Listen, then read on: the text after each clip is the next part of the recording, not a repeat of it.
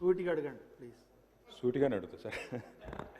Speaker sir, కాకపోతే మంత్రి గారు సుదీర్ఘంగా చెప్పారు సార్. నేను కూడా ఒక 2-3 విషయాలు వారికి చెప్పాలి సార్. ఎందుకంటే వారు గతంలో కూడా బీఆర్ఎస్ ప్రభుత్వం టీఆర్ఎస్ ప్రభుత్వంలో అన్నాడు 2014 నుంచి 18 దాకా వారు ఇదే పర్యాటక శాఖ మంత్రిగా వారు ఉన్నారు అన్నాడు. కాబట్టి వారు కొన్ని విషయాలు ఏవైతే చెప్పారో వారికి నేను గుర్తు చేస్తా ఉన్నాను సార్. సార్, తెలంగాణ ఉద్యమంలో మనందరం కూడా పాల్గొన్నాము. అందులో ముఖ్యమైన ఒక అంకం, ఒక ముఖ్యమైన భాగం కల్చరల్ రెనెసాన్స్, అంటే సాంస్కృతిక పునరుజ్జీవనం. భాషకు, యాసకు, తెలంగాణ సంస్కృతికి పెద్దపీట వేయాలనే ఒక కసితో, కమిట్మెంట్తో అందరం కూడా ఎక్కడి వారం అక్కడ మన సంస్కృతి మరుగైపోతుంది, కనుమరుగైపోతుందని చెప్పి ఆందోళన చెంది మనందరం కూడా ఆనాడు కొట్లాడినాం. అల్టిమేట్గా తెలంగాణ రాష్ట్రం ఏర్పడిన తర్వాత సార్, నేను మంత్రి గారు గుర్తు చేస్తా ఉన్నాను, భారతదేశంలో ఎక్కడా లేదు, భారతదేశంలో ఎక్కడా లేని విధంగా 550 మంది కళాకారులకు తెలంగాణ సంస్కృతిని అద్భుతంగా దేశానికి తెలియజెప్పే విధంగా పెట్టాలన్న ఉద్దేశంతోనే సాంస్కృతిక సారథి అనే ఒక కొత్త బృందాన్ని పెట్టి 550 మందికి ప్రభుత్వ ఉద్యోగులుగా ప్రభుత్వ పే స్కేల్తో ఉద్యోగాలు ఇచ్చింది ఆనాటి కేసీఆర్ గారి ప్రభుత్వం అనేది నేను వారికి గుర్తు చేస్తా ఉన్నాను. సంస్కృతి ఏదైతే తెలంగాణది, భాష, యాస ఏదైతే గతంలో అణిచివేయబడ్డదని మనం ఫీల్ అయినామో దాన్ని ప్రాణప్రతిష్ఠ తిరిగి పోసే ప్రయత్నం కూడా చేయడం జరిగింది. అధ్యక్ష మీకు తెలుసు, మీ జిల్లాలో రామప్ప దేవాలయం అధ్యక్ష చాలా గొప్ప దేవాలయం. ములుగు ప్రాంతంలో చాలామంది, లక్షలాది మంది భక్తులు పోయే ప్రాంతం. ఆ రామప్ప దేవాలయానికి కూడా మా ప్రభుత్వం ఉన్నప్పుడే అధ్యక్ష కేంద్ర ప్రభుత్వంతో అదేవిధంగా యునెస్కోతో మేము విపరీతమైన ప్రయత్నం చేసి చివరికి యునెస్కో గుర్తింపును కూడా మొట్టమొదటి ప్రపంచ హెరిటేజ్ సైట్ అధ్యక్ష మన రాష్ట్రంలో యునెస్కో హెరిటేజ్ గుర్తింపు తెచ్చింది కూడా ఆనాటి టీఆర్ఎస్ ప్రభుత్వం. మంత్రి గారు మర్చిపోకూడదని చెప్పి నేను గుర్తు చేస్తా ఉన్నాను. మంత్రి గారు అధ్యక్ష చెప్తా ఉన్నారు, మీరు ఏం చేయలేదు 10 ఏళ్ళు అన్నట్టు చెప్పారు అధ్యక్ష. టూమ్స్ అధ్యక్ష, ఇక్కడ హైదరాబాద్లో కులీ కుతుబ్ షా టూమ్స్, వాటి రెస్టోరేషన్లో ప్రభుత్వంతో పాటు ఆగాఖాన్ ఫౌండేషన్ సహకారం తీసుకొని ఆ టూమ్స్ అన్నింటినీ కూడా రిస్టోర్ చేసింది ఆనాటి కేసీఆర్ గారి ప్రభుత్వం. వారు యాదాద్రి టెంపుల్ టూరిజం గురించి చెప్పారు, యాదగిరి గుట్ట గురించి. అధ్యక్ష, యాదాద్రి టెంపుల్ ఇవాళ అంత అద్భుతంగా కట్టిందైతే మరి కేసీఆర్ గారి ప్రభుత్వమే కదా అధ్యక్ష. టెంపుల్ టూరిజం, రిలీజియస్ టూరిజం అంటే మరి ఇవాళ మీరు దాన్ని ముందుకు తీసుకుపోండి, కానీ ఏం చేయలేదన్నాము తప్పు అధ్యక్ష. ఇంకొక మాట అధ్యక్ష, వారు అన్నారు హైదరాబాద్ సంబంధించి కూడా టూమ్స్ ఒకటే కాదు అధ్యక్ష మేము చేసింది, ఇక్కడ పక్కనే మన అసెంబ్లీ పక్కనే మన మోజంజాహి మార్కెట్. చిన్నప్పటి నుంచి నేను ఇక్కడే చదువుకున్నాను అధ్యక్ష, హ్యాబిట్స్లో నేను ఆ పక్కన కూడా ఉండేవాను. ఆ మోజంజాహి మార్కెట్ని ఇలా అద్భుతంగా బ్రహ్మాండంగా తీర్చిదిద్దింది హెచ్ఎండిఏ ఆధ్వర్యంలో, Quli Qutub Shah urban development authority ఆధ్వర్యంలో మా ప్రభుత్వం అధ్యక్ష. ఒక్క మోజంజాహి మార్కెటే కాదు, అక్కడే మురిగి చౌక్ అని ఉంటుంది అధ్యక్ష. ఓల్డ్ సిటీలో మురిగి చౌక్ని, మీరాలం ట్యాంక్ని, ఒకటి కాదు అధ్యక్ష, ఓల్డ్ సిటీలో చాలా వారసత్వ సంపదను కూడా రిస్టోర్ చేసింది మా ప్రభుత్వం అధ్యక్ష. టూరిజంలో చాలా రకాలు ఉంటుంది, మంత్రి గారు చెప్పారు. రిలీజియస్ టూరిజం ఉంటుంది, స్పిరిచువల్ టూరిజం ఉంటుంది, ఈకో టూరిజం ఉంటుంది, మెడికల్ టూరిజం ఉంటుంది, అడ్వెంచర్ టూరిజం ఉంటుంది. ఈ అన్నింటిలో కూడా మా ప్రభుత్వం ప్రయత్నం చేసింది అధ్యక్ష. ఇవాళ వారు చెప్తున్నారు రంగనాయక్ సాగర్ అన్నారు, కొండపోచమ్మ సాగర్, మల్లన్న సాగర్, ఇవన్నీ కడితేనే కదా అధ్యక్ష ఇవాళ అక్కడ మీకు టూరిజంకి స్కోప్ ఉంది. అవన్నీ కట్టింది కాళేశ్వరం ప్రాజెక్టులో భాగంగా. ఆ సాగర్ల నిర్మాణాలు, ఆ జలాశయాల నిర్మాణాలు చేయడమే కాకుండా అక్కడ టూరిజం కోసం డబ్బులు కూడా కేటాయించింది కేసీఆర్ గారి ప్రభుత్వం కాదా, వారిని చెప్పానండి అధ్యక్ష. సంస్కృతి గురించి వారు చాలా విస్తారంగా చెప్పారు. ప్రపంచ తెలుగు మహాసభల అధ్యక్ష భారత రాష్ట్రపతి గారితో సహా అందరినీ కూడా, భారతదేశ ప్రముఖులందరినీ ఆహ్వానించి ప్రపంచ తెలుగు మహాసభలు నిర్వహించిన ఘనత కూడా కేసీఆర్ గారి ప్రభుత్వం అనేది కూడా నేను వారికి గుర్తు చేస్తా ఉన్నా అధ్యక్ష. ఒక మహాసభలే కాదు అధ్యక్ష, గ్లోబల్ ఆంటర్ప్రినర్షిప్ సమిట్ ఆనాడు ప్రధానమంత్రి నరేంద్ర మోడీ గారు, ఇవాంకా ట్రంప్ గారు వారందరూ వచ్చినప్పుడు 2017లో ఆనాడు మంత్రి గారు కూడా ఉన్నారు, ఇక్కడ మంత్రిగా ఉన్నారు, అక్కడ మంత్రిగా ఉన్నారు మాతో పాటు. అప్పుడు గ్లోబల్ ఆంటర్ప్రినర్షిప్ సమిట్ కూడా నిర్వహించాం అధ్యక్ష.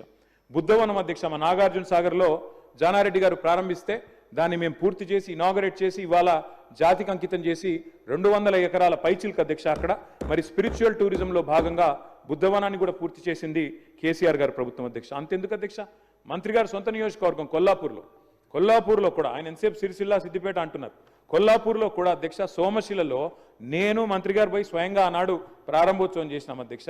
అక్కడ బ్రహ్మాండంగా టూరిజం కోసం అక్కడ రిసార్ట్లు కట్టి, వాటర్ ఫ్రంట్లో బ్రహ్మాండమైన కాటేజీలు కట్టి వాటిని కూడా పూర్తి చేసింది కేసీఆర్ గారి ప్రభుత్వం అధ్యక్ష. వరంగల్లో కాలోజీ కళాక్షేత్రం అధ్యక్ష, ఇప్పుడు వారు చెప్పారు మంత్రి గారు పూర్తి చేశామని.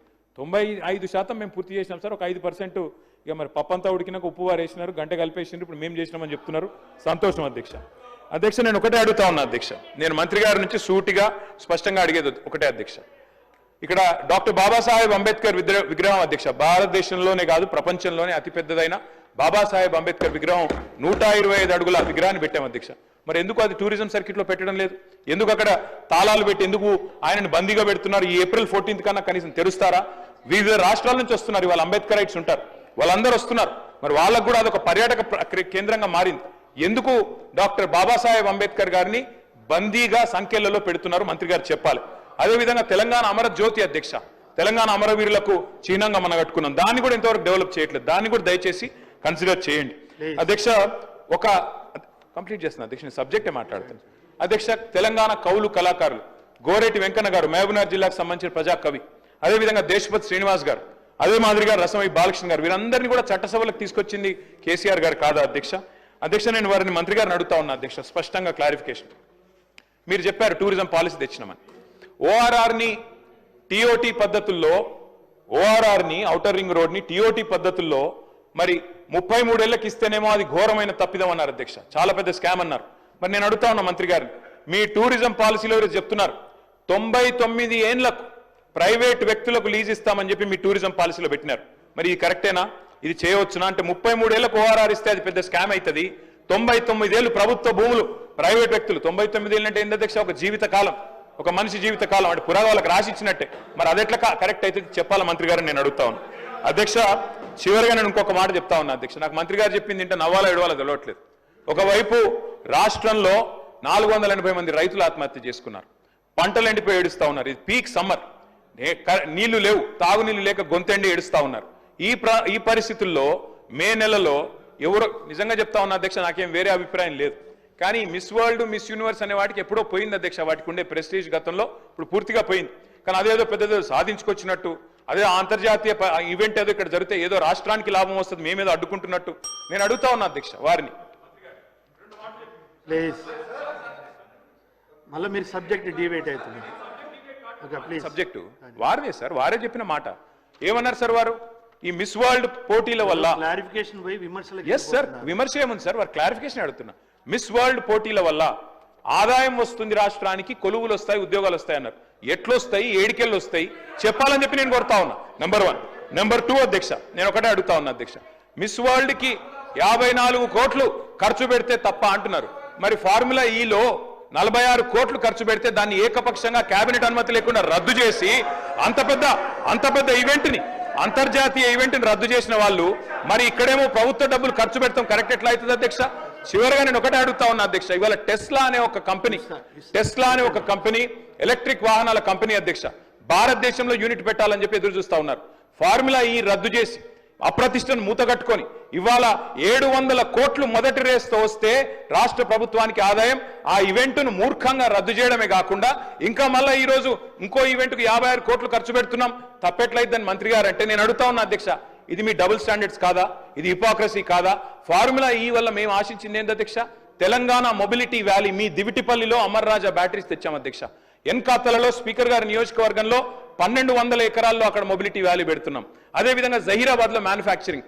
ఇన్ని చేసిన ప్రభుత్వాన్ని మరి బద్నాం చేసి ఇలా మిస్ వరల్డ్ మాత్రం మొత్తం కొలువులు వస్తాయి, ఆదాయం వస్తుంది రాష్ట్రానికి అంటే ఎవరిని మోసం చేస్తున్నారు మంత్రి గారిని అడుగుతానో క్లారిఫై చేయాలని కోరుతాం. శ్రీనివాస్ గారు, మంత్రి గారు ఒక విషయం.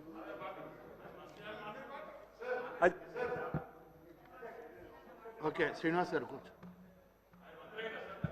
అధ్యక్ష, గౌరవ సభ్యులు మాట్లాడిన దానిలో నేనేమన్నా అధ్యక్ష, ఏమీ చెయ్యలేదు అనే మాటలు కాదు నేను మాట్లాడింది. ఎంత చెయ్యాలనో 10 సంవత్సరాల కాలం ధనిక రాష్ట్రం,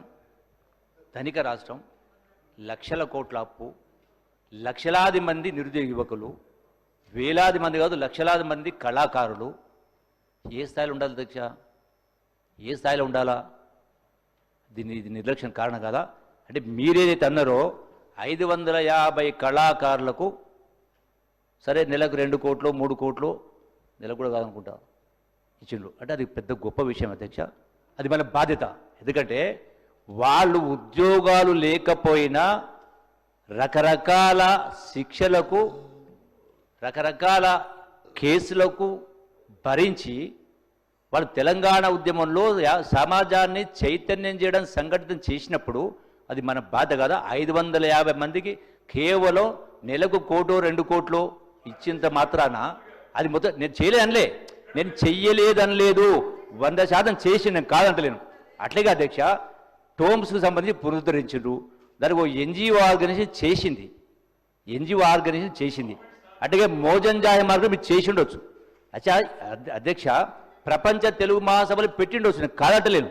ఇవి నేను చెయ్యలేదన్న మాట నేను మాట్లాడలేదు. బుద్ధవనాన్ని కూడా చేసిండు, రాష్ట్ర ప్రభుత్వం కేంద్ర ప్రభుత్వం ద్వారా చేసిండ్రు, నేను కాదనిలే. కొల్లాపులు కూడా చేసిండ్రు, అంటే టూరిజం ప్యాకేజ్ ద్వారా చేసిండ్రు. నేను అనే పాయింట్ ఏంది, ఎన్ని వేల కోట్ల రూపాయల ఆస్తులు టూరిజం డిపార్ట్మెంట్కు ఉన్నవి, ఎన్ని హరిత హోటలు ఎన్ని సంవత్సరాలు పడావులు ఉన్నవి, ఎన్ని సంవత్సరాలు తారామతి బాడాలు ఉంది, దాని వాల్యూ 500 కోట్లు, దానికి వచ్చి అదే కోటి రూపాయలు రాలేదు. అంటే ఇటువంటివి వందలు ఉన్నాయి. అంటే తెలంగాణ రాష్ట్రం తెచ్చుకున్నది ఏ స్థాయిలో తెలంగాణ ఉద్యమం జరిగిందో, ఏ స్థాయిలో వందలాది మంది ప్రాణత్యాగాలు చేసిండ్రు, ఏం ఆశించిండ్రు వాళ్ళు అంటే పరిపాలన కూడా అదే స్థాయిలో ఉండాలి, పారదర్శకంగా ఉండాలి అని ఆశించిండ్రు. చేసిన దానికి చేయాల్సిన దానికి జమీన్ ఆస్మాన్ ఫరక్ ఉంది అధ్యక్ష. నేను మీరు చెయ్యలేని మాట మాట్లాడలే. డెఫినెట్గా అంబేద్కర్కి సంబంధించి డెఫినెట్గా అంబేద్కర్ దానికి సంబంధించి కూడా ఆల్రెడీ మేము నిర్ణయం చేసుకున్నాం, అక్కడ గ్రంథాలయం ఏర్పాటు చేయాలని. అట్లాగే అమరవీరుల స్థూపాన్ని అమరజ్యోతి ఉందో డెఫినెట్గా దాన్ని కూడా టూరిజం ప్రమోషన్ భాగంగా రేపు వచ్చేటువంటి అంతర్జాతీయ వాళ్ళు తీసుకెళ్ళి చూపించే ఏర్పాటు చేస్తాం. కానీ మీరు గొప్పగా చెప్పిండ్రు అధ్యక్ష. నేను గౌరవ కేటీఆర్ ఒకటే ప్రశ్నిస్తా ఉన్నా. అంబేద్కరు రాజ్యాంగంలో ఆర్టికల్ 3 వల్లనే తెలంగాణ రాష్ట్రం వచ్చిందని ఆనాడు కేసీఆర్ గారు చెప్పిండ్రు. అది కూడా అంబేద్కర్ గారు రాజ్యాంగంలో ఆ క్లాజును పొందుపరిచిన సందర్భంలో రాజ్యాంగం ఏదైతే కమిటీ ఉందో వాళ్ళు అగ్రి కాకపోతే దాన్ని పోస్ట్పోన్ చేయించి ఆ తర్వాత మళ్ళీ 3 టైం తీసుకొని ఆ క్లాజును పొందుపరిచిన కారణంగా తెలంగాణ రాష్ట్రం రావడానికి అవకాశం పెట్టి కేసీఆర్ గారు చెప్పిండ్రు, కాదట్లేను. కానీ అంటే అంత మహనీయుని విగ్రహం పెట్టడానికి 10 సంవత్సరాలు పడుతుంది అధ్యక్ష. ఒకటి మీరు అంబేద్కర్ గురించి మీరు మాట్లాడతారు. సో డెఫినెట్ సరే 10 సంవత్సరాలు పెట్టిండ్రు, ఎప్పుడు పెట్టేది ఉండే, ఎన్ని సంవత్సరాలు పెట్టిండ్రు ఒకటి. రెండో అధ్యక్ష నిజంగానే అంబేద్కర్ గారి పైన ప్రేమ ఉండి ఉంటే, ఆ చిత్తశుద్ధి నిజాతి ఉంటే ఎందుకు 10 సంవత్సరాల కాలం ఒకరు దండ వేయలేదు అధ్యక్ష? అందుకే మాటలకు చేతలకు జమీన్ ఆస్మాన్ ఫరక్ ఉంది డెఫినెట్గా. మీరు అన్నారు, మీరేమన్నారు ఇప్పుడు అమరజ్యోతి గురించి కానీ అంబేద్కర్ గారిని డెఫినెట్గా స్వాగతిస్తాం, డెఫినెట్గా దాన్ని టూరిజం ప్రమేయం వాడుకుంటాం. మీరు గట్టిన కానీ మేము పక్క పెట్టాం. అంటే ఆ మాత్రం ఇంగిత జ్ఞానం ఉంది మాకు. అంత చిన్నగా ఆలోచన చెయ్యం, బ్రాడ్గానే ఆలోచన చేస్తాం. నేను చెప్పింది ఏంటంటే ఇంత పెద్ద ఉద్యమం జరిగి ఇంతమంది ప్రాణత్యాగాలు జరిగిన తర్వాత ఏ నిష్పత్తిలో ఏ స్థాయిలో ఉండాలనో ఆ స్థాయిలో జరగలేదు. ఏ స్థాయిలో ఆస్తులున్నాయి, ఏ స్థాయిలో అప్పులైనాయి, ఏ స్థాయిలో అన్ఎంప్లాయ్మెంట్ ఉంది, ఏ స్థాయిలో ఎంతమంది లక్షలాది కళాకారులు ఉన్నారు, అది 10 సంవత్సరాల అధ్యక్ష. ఇవాళ మనం ఇప్పుడు చూస్తున్నాం పాశ్చాత్య దేశాల అధ్యక్ష. ఈ రోజున ఎన్ని దేశాల అధ్యక్ష, ఏ స్థాయిలో ఆ దేశాలు ఈనాడు అంటే పురోగతి చెందిన అధ్యక్ష. నేను మీ పేరు కూడా చెప్పాను ఇంతకుముందు. అంటే సింగపూర్ కావచ్చు, నార్వే కావచ్చు, సౌత్ కొరియా కావచ్చు, ఖతార్ కావచ్చు, బహ్రెయిన్ కావచ్చు, బ్రూనై కావచ్చు, కువైట్ కావచ్చు, ఫిన్లాండ్ కావచ్చు, డెన్మార్క్ కావచ్చు, ఐసీబీ ల్యాండ్ కావచ్చు. ఇవాళకి ఎన్ని సంవత్సరాలు పడుతుంది అధ్యక్ష వాళ్ళకు ఇంత టెక్నాలజీ పెట్టుకొని? సో డెఫినెట్గా వాస్తవాలు ఒప్పుకోండి. మీరు ఏమీ చేయలేని మాట నేను అనలేదు, అనను కూడా. నాకు ఇంగిత జ్ఞానం ఉంది. ఆ ప్రపోర్షన్లో ఏ ప్రపోర్షన్ చేయాలనో ఇది నెగ్లెక్టెడ్ సెక్టర్. ఇప్పుడు చెప్పిన 10 సంవత్సరాలు నేను ఒకటే అడుగుతా. 10 సంవత్సరాల కాలం అయింది.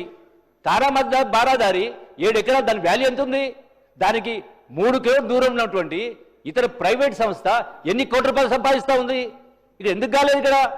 అది నిర్లక్ష్యం కాదా? ఇటువంటి ఎన్ని ఉన్నాయి, ఎన్ని కోట్ల రూపాయలు ఉన్నాయి? అంటే ప్రభుత్వ మన సొంత ఆస్తులైతే అట్లే నిరంతరంగా పెడతాం అధ్యక్ష. వందల ఆస్తులున్నాయి, వేల కోట్ల ఆస్తులున్నాయి. ఎవరి కోసం? నిరుద్యోగుల కోసం, కళాకారులు చేయాలి కదా. అది చెయ్యలేదు నా బాధ.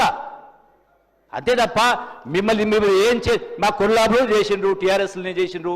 మీరు మాట్లాడతారు మీరు మా ఎమ్మెల్యే లేరని. డెఫినెట్గా వచ్చినా, ఎందుకు వచ్చినా నాకు తెలుసు, ఎందుకు బయటకు వచ్చినా నాకు తెలుసు. అది ఇప్పుడు మాట్లాడడం అప్రస్తుతం. డెఫినెట్గా రెండో అధ్యక్ష నేను కేసీఆర్ గారిని కించపరిచి మాట్లాడలేదు, కించపరిచి మాట్లాడలేదు కూడా. తెలంగాణ ఉద్యమంలో కేసీఆర్ పాత్ర ఉంది, ప్రముఖ పాత్ర ఉంది. ఎట్ ది సేమ్ టైం ఉద్యమాన్ని నడిపించడం కాదని లేదు. ఎట్ ది సేమ్ టైం 1969లో 365 మంది తుపాకీ తూటాలకు బలైన తెలంగాణ రాలేదు రాజకీయ కోణంలో. అట్లాగే బీజేపీ పరిపాలనలో, అదే అధ్యక్ష ఒకటే మాట, అట్లాగే బీజేపీ పాలనలో కూడా ఆనాడు ఉత్తరాఖండ్, జార్ఖండ్ 3 రాష్ట్రాలు వచ్చినాయి. తెలంగాణ ఎందుకు రాలే? రాజకీయ కోణంలో రాలేదు. ఇప్పుడు ఎందుకు వచ్చింది?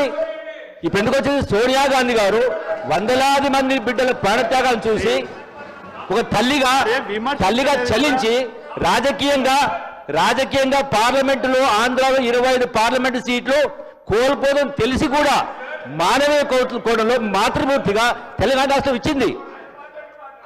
మీ పాత్ర లేదులే, ఆమె పాత్ర లేదా, సోనియా గారి పాత్ర లేదా? అధ్యక్ష, అందుకనే నేను మిమ్మల్ని కించపరిచే మాట మాట్లాడలేదు. కేసీఆర్ మీరు ఇవన్నీ ఏం చేయలే, కానీ ఎంత చెయ్యాలనో దానిలో 10% కూడా చెయ్యలేదు అంటున్నా. ఈ వాస్తవం ఏంటి? అట్లా మాట్లాడితే ఎట్లా అధ్యక్ష? పాల్వాయి హరీష్ బాబు.